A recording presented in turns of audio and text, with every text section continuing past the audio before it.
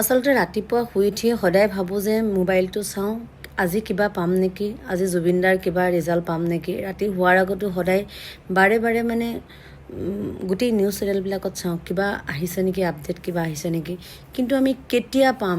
ফেচবুকটো চব আজিকালি মই চব পষ্টত লিখোঁ যে জাষ্টিছ ফৰ জুবিন দা। এইটো এটা বহুত লাজৰ কথা হৈছে আমাৰ কাৰণে। জুবিন দাৰ কাৰণে আমি জাষ্টিছ বিচাৰি থাকিবলগীয়া হৈছে। জুবিন দা কোন আছিল আমাৰ কাৰণে? জুবিন দাক অকল এনেকুৱা নহয় আমি দুটামান মানুহে ভাল পাওঁ, জুবিন দাকতো সকলোৱে ভাল পায় এনেকুৱা লাগিছে। তো জুবিন দাৰ কাৰণে আমি জাষ্টিছ বিচাৰি কিয় দৌৰি ফুৰিবলগীয়া হৈছে?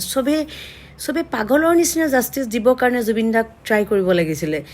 আমি বিচাৰি আছোঁ যে কি হ'ল, ছিংগাপুৰত কি হ'ল, আমাক তাৰ আনচাৰটো দিবৰ কাৰণে 2 ঘণ্টা 4 ঘণ্টা সময়টোত ইমান টাইম কেনেকৈ লাগিছে? আমাক আঁচনি নালাগে, আঁচনি চব বাদ দিয়ক, অসমৰ চব বস্তু বাদ দিয়ক, চবতকৈ ফাৰ্ষ্ট জুবিন দাৰ জাষ্টিছ দিয়ক প্লিজ, আমাক লাগে।